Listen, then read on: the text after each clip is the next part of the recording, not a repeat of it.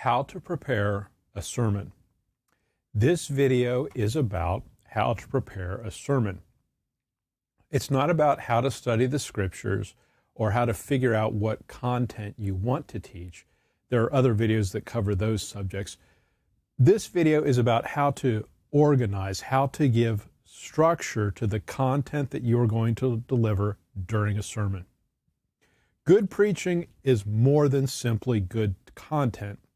It has to be properly organized. Unfortunately, the vast majority of preaching has very little structure, very little organization. Well, this is a lesson in how to do that. Now, I know what you're thinking. You're thinking, this is kind of ridiculous.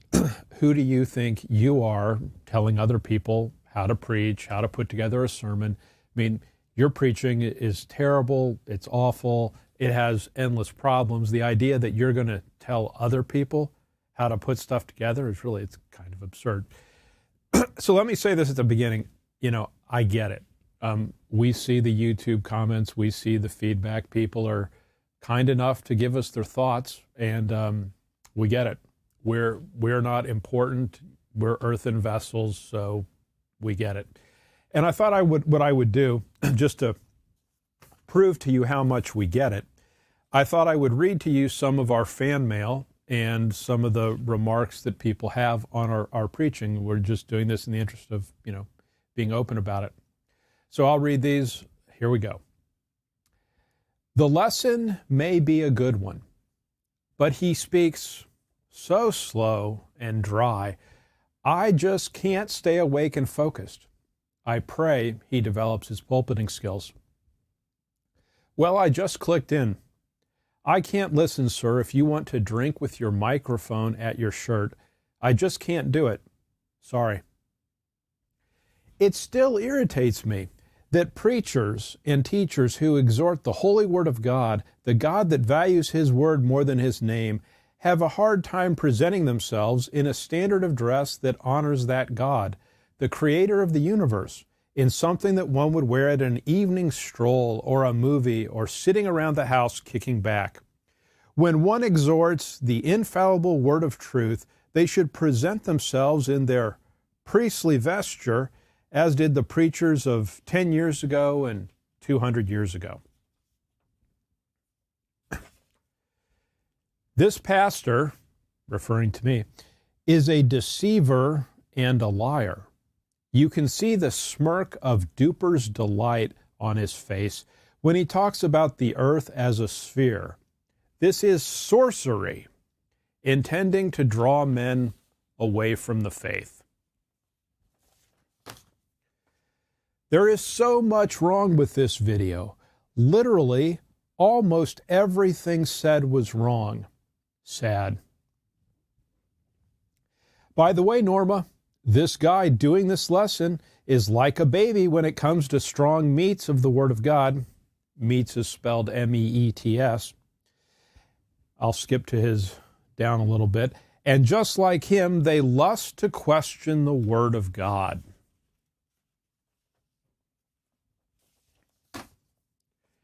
I only made it to 14 minutes and a few seconds before I have to go throw up. Get away from this clown. This is appalling and highly dangerous drivel. It's based on pagan teaching, much of it Greek, and not on Hebrew of the Bible, and it's causing many to be lost, as all false teaching does.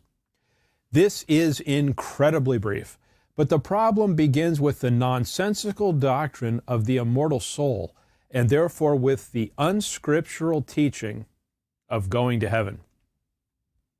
So apparently it's unscriptural to teach that people can go to heaven. Hey, David, just my humble opinion, but preachers should drink water out of a glass, not a bottle. Sorry, not sorry. One person asked the question, could this have been any more boring? Such nonsense. I feel as if I've wasted 22 minutes. He was very precise in the amount of time that he wasted. I strongly suggest you seek help with hermeneutics to give sensible basis to interpret the text instead of twisting the scriptures to fit your ideas. When we can read Greek and understand baptism as the subject, you discredit yourself by saying baptism isn't what Paul did, and his intentions were some unicorn you made up to fit a dogma. People aren't stupid and won't buy what you're selling unless they just like you for some compassionate reason or don't care about the truth. The chart, referring to the chart obviously, as seen here is rubbish to the core. You are distorting the scriptures. How it works then also works here and now. How can you reject the Bible doctrines and impose a new added theory, adding the scriptures and imposing a new kind of doctrines with all your nonsensical teacher's footprint on it of your own into it? You erred. John the Baptist never baptized them in the name of Jesus. This big error should place you as another immatured, very poor teacher of the Bible. Don't teach the Bible for now. You were indoctrinated with many nonsenses. You have shown much nonsense here. You were too gullible and nonsensical. That was a confusing teaching. That explanation is the most contorted, mismanaged bag of words to protect man-made theology, your errant definition of the word mystery that I have ever heard. You are being absolutely ridiculous in your examples of what it means to repent. David, you did a great job in twisting the scriptures. So this hyper-dispensationalist denies predestination. What a fool. This guy is arrogant, typical of ultra-hyper-dispensationalist. So not simply a hyper-dispensationalist, but an ultra-hyper-dispensationalist. This is ultra-dispensationalism. I'm a dispensationalist. This is nonsense. You guys have a pretty small New Testament, just unsubscribed. One person simply posted nonsense. Wow, what am I missing here? I don't understand anything this guy is talking about, and I've been a committed Bible-believing Christian for over 60 years. How any non-believer can get through this mishmash of terms he uses. I'm going to mark this video, and I'm going to do a rebuttal against it. It won't take me very long, but Dave, I don't know who you're listening to. I think you need to go on a vacation, because you just created a big confusing mess.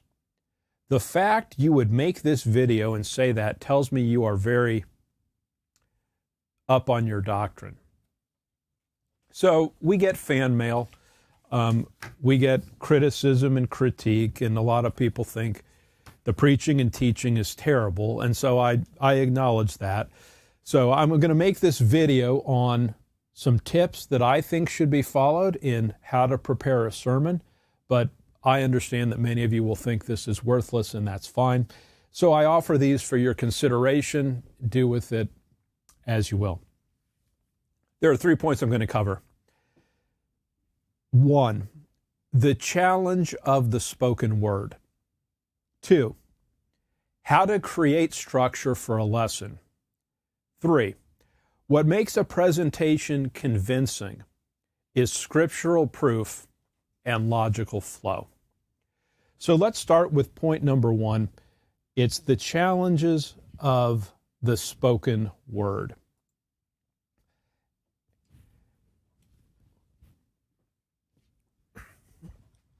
When you look at this slide here, the content of this is from Hamlet by Shakespeare. You can see it reads, "To be or not to be?" That is the question. And probably almost everyone is aware or familiar with this passage. This is one of the most famous passages in the English language. As mentioned, it's from Shakespeare's play Hamlet. What I've done here on this slide is I've put all of the content right in a row. There's no spacing, there's no line returns, it's all together. And even though this prose is some of the best verbiage in the English language, it's widely understood to be that, when it's all placed together like that, it's extremely difficult to comprehend. Compare that with this. What we've done here, you can see, it's the exact same content, but there's white space, there's line returns. And what happens is that very same content, because it's no different, is now in a digestible form. To be or not to be, that is the question. Clearly, I'm going to pause there because I'm going to the next line. Whether 'tis nobler in the mind to suffer, the slings and arrows of outrageous fortune, and so on. What I'm simply showing you is this. With the written word, you have to create structure. You have to create spacing. You have to create pauses to make it digestible. Have you ever had the experience where someone sends you an email and it's one big, long paragraph? There's no paragraph breaks. Sometimes people write things where there's no periods. It's just word, lots of words, and there's no divisions between them. Well, that type of writing is overwhelming, incomprehensible. It's just not possible to understand it because they're not following the conventions of how to write. The reason you use a comma is that it is a short pause. A period is a longer pause. A paragraph is an even longer pause. A chapter break is a longer pause and often a switch to a new topic.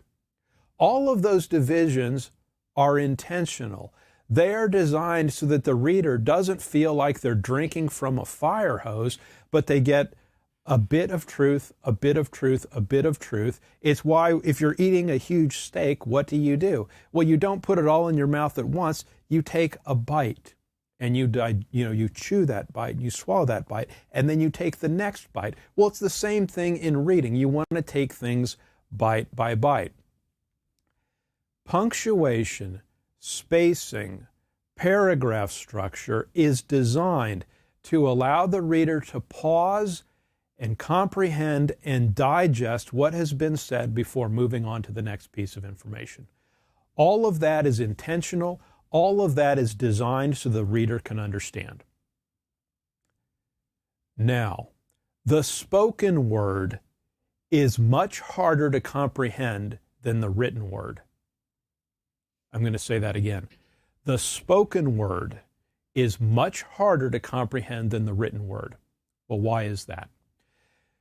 If I'm reading a book and I get interrupted, or if I'm reading a book and I daydream, or if I'm reading a book and I don't understand a sentence or two, what I can do is I can reread the sentence. Or if I'm daydreaming and I lose my place, I can go back to the prior paragraph, or I can go back to the prior page. If I ever lose understanding or I don't follow what's going on, I can just rewind, right? I can just go back a paragraph or a page to make sure I understand. If there's words I don't understand, I can look them up. My point simply is this. With a written book, the reader controls the pace of the interaction. They decide where they are, when they are. They can go back if they want to. They can reread if they want to. They have complete control. And so if the reader ever loses track of what's going on, they can fix it. But what happens with the spoken word? The spoken word is spoken into the air and it just disappears. It's gone. So what happens when someone is listening to an oral presentation and someone next to them says something? They're distracted, or they get a message on their phone. So something commands their attention, or they start daydreaming. Well, they can quickly lose track of what's going on. When they lose track, it's not like they can go back 10 seconds and re-listen to what was said. If they're listening to it on tape, they can. But if they're listening to it in the moment, they can't. So as a speaker, you have to understand that dynamic. It is very hard for your audience to follow, and it is very easy for them to get lost. What that means then is, as a speaker, you have to intentionally create structure for the audience. It's your obligation to do that. What that means then is, while it is important to have structure in the written word, it's necessary, it's essential, it's far more important to have that structure with the spoken word. Now, one of the things that happens, and you can just listen to preaching and verify this, is many times preachers know their topic, they know their content. But what will happen is they may ramble, they may get into stories, they may get sidetracked, they may go on rabbit trails, they may do all sorts of other things that do not contribute to the structure and, in fact, just interfere with the structure, that make it harder for the audience to know what is going on. Now, just as a practical matter, one of the reasons people do not intentionally create structure is it takes a lot more work to do that. It's much easier just to get up and talk, right? Just to get up and speak about something you know about. But if you're actually going to take the time to intentionally create a structure, well, you're going to have to spend time to do that. It's going to take effort, and many people simply don't spend the time to do that. I'll give you this as a test. So listen to 10 preaching sermons, and after you do that, can you explain the specific structure of the sermon that was delivered? And the vast majority of the time, you simply won't be able to, because it's not obvious what the structure was. And that's either because there never was a structure, which is often the case, or there was a structure, but it wasn't communicated clearly to the audience so that the audience could understand it. Well, what I'm suggesting to you is, given the importance of organization for the hearer to comprehend what is going on, you need to create that structure. So let's go to point number 2. Hopefully I've been able to convince you that structure is necessary for the good of the hearer. So the question becomes, how do I do that? What do I need to do to create structure? So here are 3 tips. Tip number 1, you must have a written outline. Now, if you don't have a written outline, I'm just going to give you my opinion. You're winging it and you're not adequately prepared. You need to take the time to create a written outline. People will sometimes get up and they'll speak for an hour, and listen, it's not hard to speak, okay? People can speak and fill time. It's easy for them to do that. But when you're speaking, you're consuming an hour of people's lives. So if you're talking to, let's say, 100 people, you're using 100 hours of that audience's lives is what you're doing.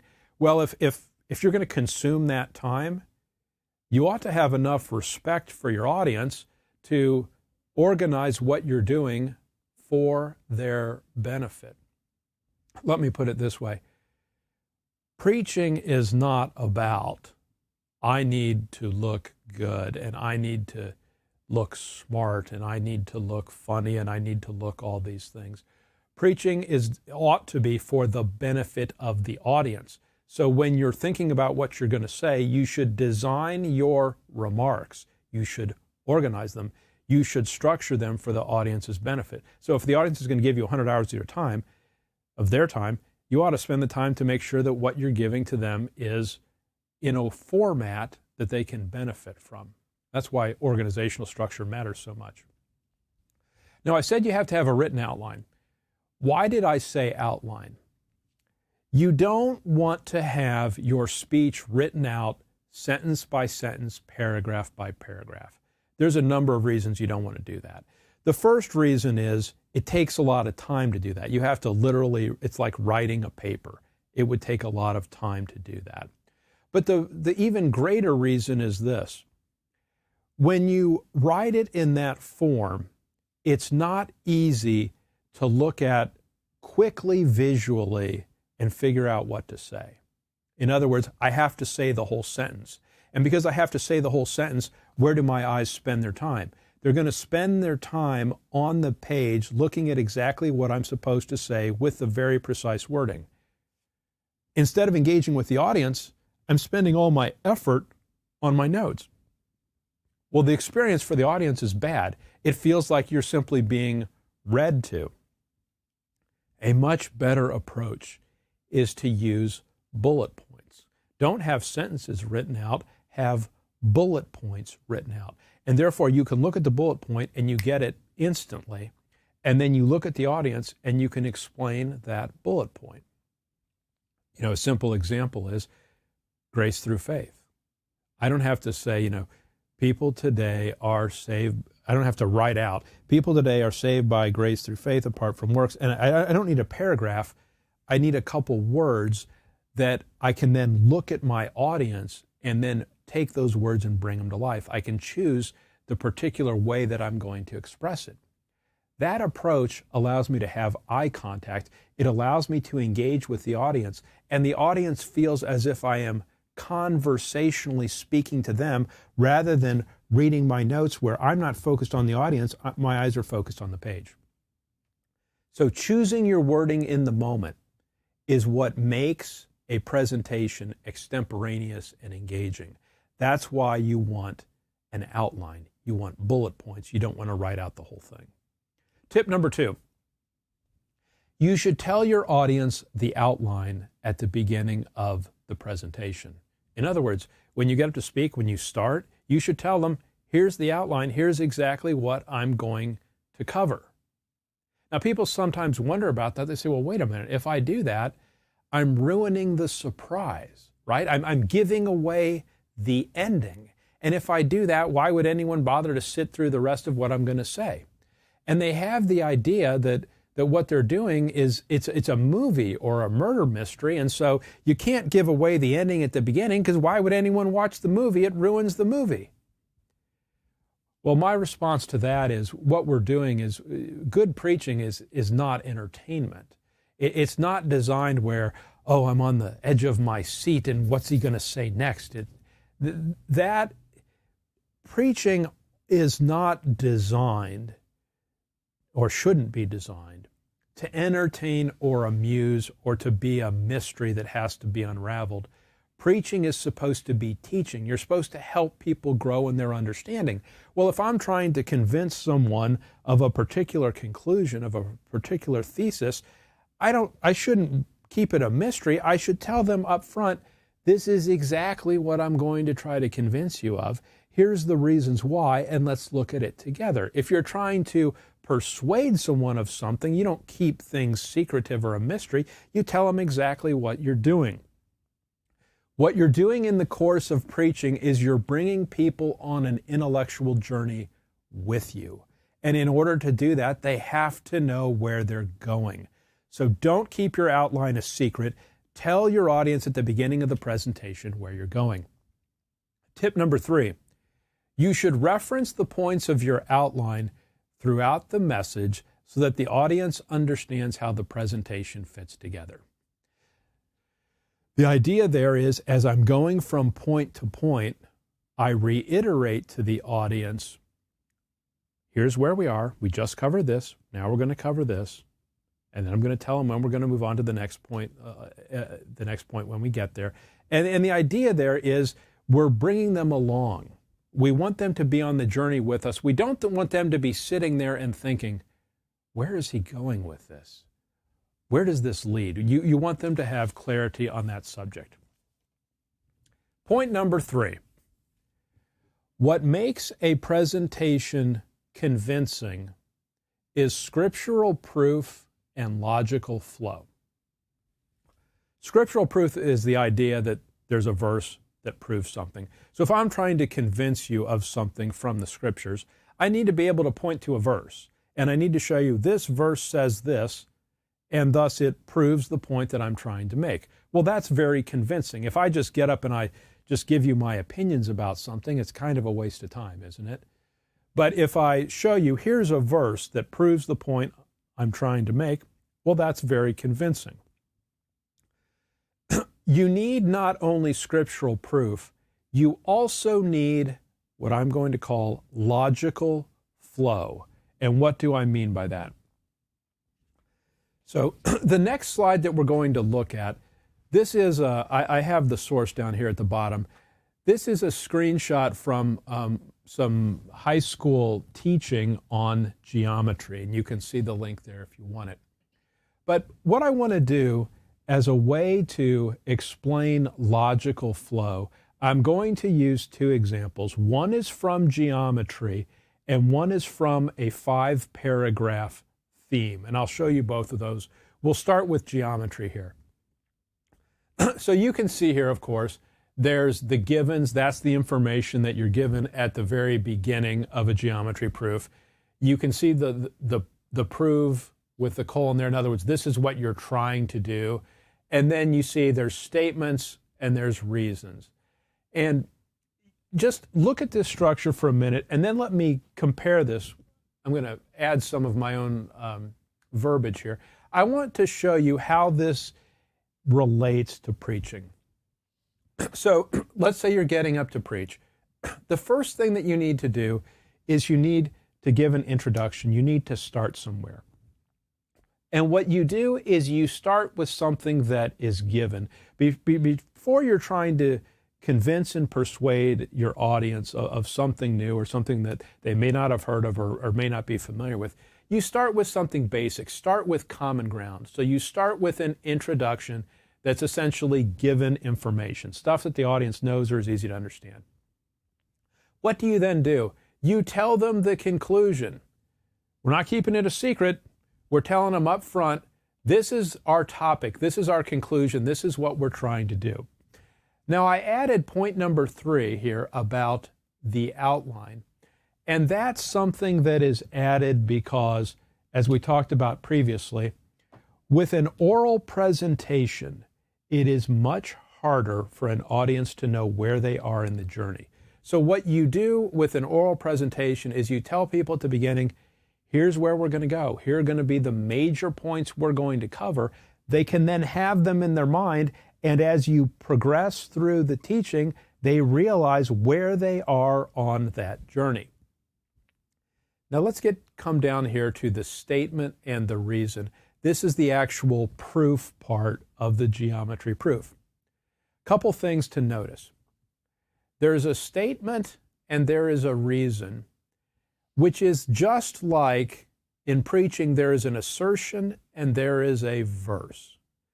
So in other words, when there's an assertion, I'm claiming something to be true. Jesus Christ is the Son of God. Paul is the apostle of the Gentiles. Whatever it is, there's an assertion or there's a claim. What I should do in preaching is I should then give you a verse that proves the truth of that assertion. I shouldn't make you wonder about whether or not it's really true. I need to give you the verse. I'll also say this. I need to give you the verse immediately. I shouldn't make the assertion and then 20 minutes later give you the verse that proves it, because if that's what I do, for that entire 20-minute period of time, what the audience is doing is they're saying, well, he said that, but is it really true? How do I know that's true? It's much better to give the verse immediately after the assertion. That way the audience knows exactly why you believe what you are saying, and it allows them to evaluate, okay, yeah, that verse makes sense to me, or they may say, well, yeah, I'm not so sure about that. But it's the proper structure to have assertion followed by verse. Now, if you look over on the left-hand side, you see that there is an order of these statements, and they go from 1 to 2 to 3, and so on. Well, what you want to do in designing your geometry proof is you want those statements to be in a logical order. Step 1 should flow to step 2. Step 2 should flow to step 3. If they're in the proper order, it will feel as if they naturally follow from one another.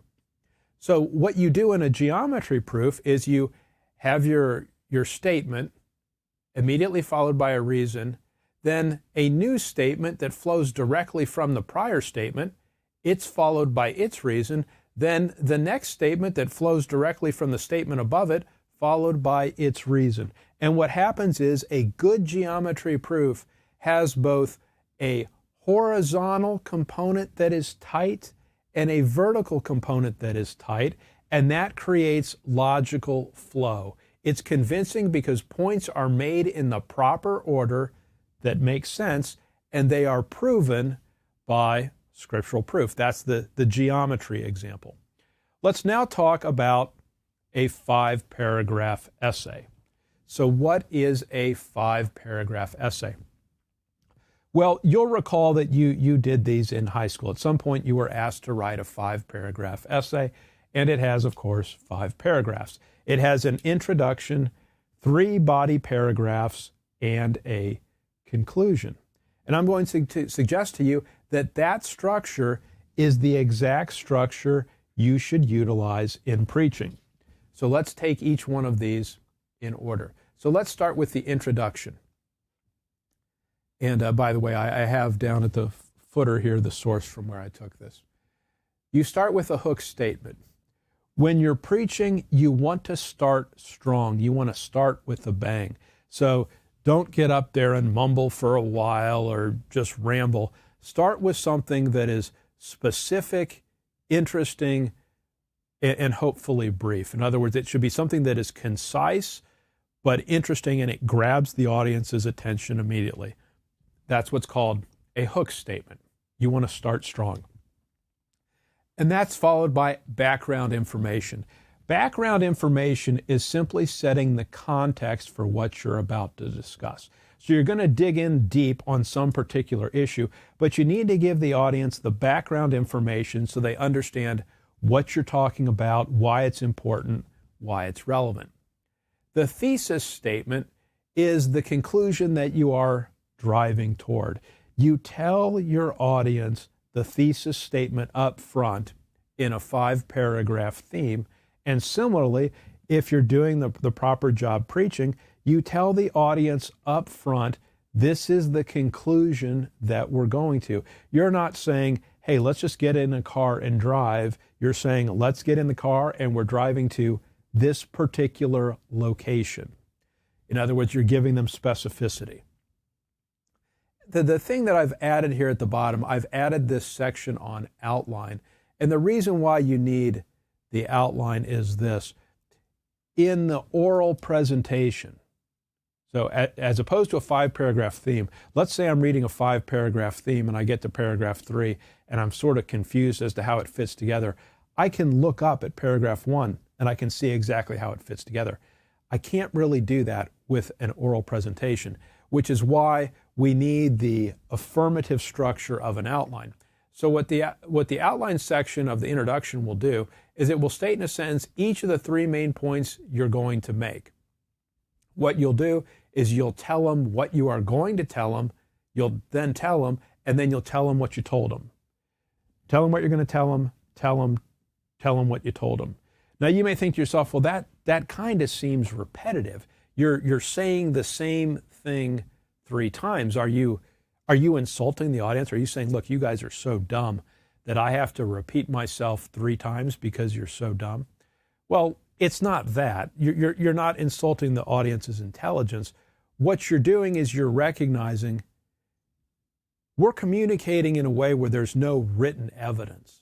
I'm just speaking these words. And once I speak them, you're going to forget them, right? They're going to disappear. So because the words I speak immediately disappear, I have to intentionally create structure. I have to do a little bit of repetition, not a lot, but I need to do enough repetition so that you understand where we're going. And I need to do that along the way so you understand, okay, we've made it to point 1. Now we're leaving point 1 and we're going to point 2. That's the idea. That slight repetition is necessary in a spoken presentation. It's not insulting the audience. It's not improper. It's necessary for clarity. Again, our focus here is not to make the preacher seem great. Our focus is to help the audience. And we help the audience by making sure they always know where we are. So let's start talking about the main paragraphs. So this is a body paragraph. How does a body paragraph start? It starts with a topic sentence. That's typically the first sentence of the paragraph. So what this should be is this should be one of your three main points. So when you finish the introduction and you gave the outline, you said, here are the 3 points I'm going to cover. Well, then when you come to the first point, you state exactly what it is so everyone knows what you're covering. Now, within this section of your presentation, you should have claims and evidences. Claims and evidences are just like assertions and verses. So as I'm trying to persuade you of something, what I should do is I should have a claim, which is an assertion or a statement, and then what I should immediately do is follow it with a verse so that you know this isn't just my opinion, this isn't something I made up. There's a verse that proves exactly this. So I have the claim and then I have the evidence. It is proper to have multiple claims within a section. So I can have a claim, an evidence, and a claim, and then evidence, just like a geometry proof. But to do that, each claim must immediately be followed by scriptural proof, and the claims should be placed in logical order. What makes a presentation convincing is when you go from point A to point B, and the audience thinks, yeah, point B follows from point A. If I go from point A to point Q to point M to point Z, and there's no cohesion, if there's no natural logical order, it feels disjointed. But if the points flow in a way that makes logical, natural sense, then it's convincing. When I get to the end of the point that I'm making, I'll have a concluding statement. And the concluding statement is just a brief explanation of how I proved the topic sentence, or in other words, how I proved the point that I was making. So I'll do this 3 times because I'll have 3 separate points. It's a really good idea to start out with 3 points. There may be some sermons you give where you realize, well, there's really 4 points I need for this one, and so you can alter the structure and go with 4, or you could go with 2. But generally the best approach is to go with 3. So now let's look at the conclusion. So I've done my introduction, I've covered each of my 3 main points, and I've proven them. What do I then do at the end? Well, in my conclusion, I restate my thesis. In other words, the point I was trying to prove that I told the audience at the beginning. And I restate that either verbatim, I literally state it exactly as it was stated before, or I paraphrase it in some way that is similar. I'll then summarize the 3 main points that I made that proved the truth of the thesis statement, and then I will make my overall concluding statement. So what does this all mean? So as a reminder, what I should do right now is I should cover the 3 main points that I made to you, right? If I'm following my own advice.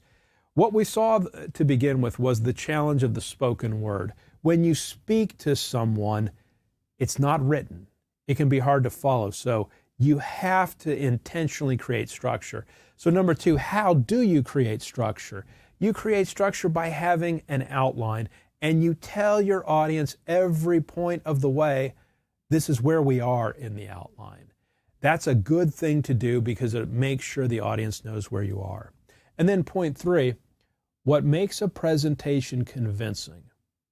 So if you want to be convincing as a preacher, you need 2 things. You need scriptural proof. Everything you say is followed by a verse. It's not my opinion. This is just what it says. And it's not just scriptural proof, but it's logical flow. You go from point to point in a way that is logical. Now, to do that, it's going to take an investment of time, because what you're going to have to do is you're going to have to write your outline, and then you're going to have to look at your outline, and you're going to say, is this the right way to do it? Should I change the order? If I take point 4 and I move it up to point 2, does it flow better? And it's worth the time to do that, because as you refine it and as you refine it, it'll make the logic tighter. It'll have better logical flow. It'll be more convincing to the audience. 2 Timothy 2:15 says, study to show thyself approved unto God, a workman that needeth not to be ashamed, rightly dividing the word of truth. What we need to do is we need to labor in the scriptures, and we need to do the work in a way that is workmanlike. And so my encouragement is that it's good to have great content. you need to have the great content. But then you need to spend the time to put it in proper logical order. There needs to be the structure and organization that does your audience a favor by making it easy for them to understand what you're saying. Thank you for considering this. Again, just to be clear, we are nothing. Our preaching is nothing. We are not an expert. No one cares what we think. Understand all of that. These are offered to you as encouragement, as some things that may be beneficial to you. Study it out. Prove all things.